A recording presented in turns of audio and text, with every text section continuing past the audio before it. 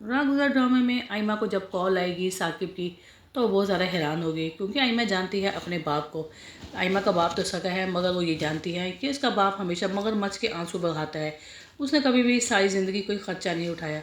आइमा का ख़र्चा उठाने वाली सिर्फ उसकी बड़ी बहन रोशनी है, जो बड़ी बहन के साथ सौतेली बहन भी है, मगर अपनों से ज़्यादा उसने सारी ज़िंदगी अपने बहन भाइयों का ज़िम्मेदारी को ज़िम्मेदारी समझा। अब जैसे ही साकिब फ़ोन करेगा आइमा को कि बेटी मुझे तुम बहुत याद आती हो, तुम्हें मैं अपने साथ लेके जाऊँगा, मगर आइमा ने साफ इनकार कर दिया, क्योंकि आइमा को रोशनी के घर के सुख चैन सुकून नज़र आ रहे थे। गाड़ी बंगला सारी सहूलतें उसे नज़र आती। इस वजह से रोशनी का सुकून ख़राब करने की खातर आइमा ने ठान ली थी कि वो कभी भी अपने बाप के पास नहीं जाएगी।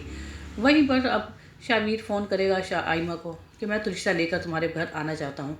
आइमा इस ख्यालों में खुश हो जाएगी, शायद शहीद वाकई आइमा को पसंद करता है, मगर अब आइमा ये नहीं जानती शाबिर आइमा को पसंद करने की वजह सिर्फ उसका बहनोई वक़ार है, जिस तक पहुंचने की खातिर वो उसे शादी करने की ख्वाहिश करेगा। मगर वक़ार बिल्कुल भी शाबिर से हाथ नहीं मिलाएगा, क्योंकि वक़ार पहले से ही जानता है कि शाहिर एक लालची लड़का है जो कभी भी आइमा को खुश नहीं रखेगा। मगर वो ये भी जानता है आइमा को डिज़र्व यही करता है कि उसे इस जैसा लड़का मिले।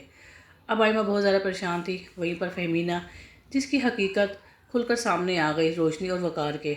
आइमा फहमीना का शोहर आलियान, जिस लड़की को गले में चैन पहना रहा था, वक़ार ने आलियान की साफ बेइज्जती कर दी कि तुम मेरी और मेरी बहन की इस तरह से प्रॉपर्टी दूसरी औरतों के ऊपर नहीं लुटा सकते।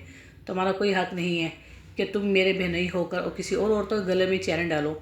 ये सोचकर आलियान के रंग उड़ गए।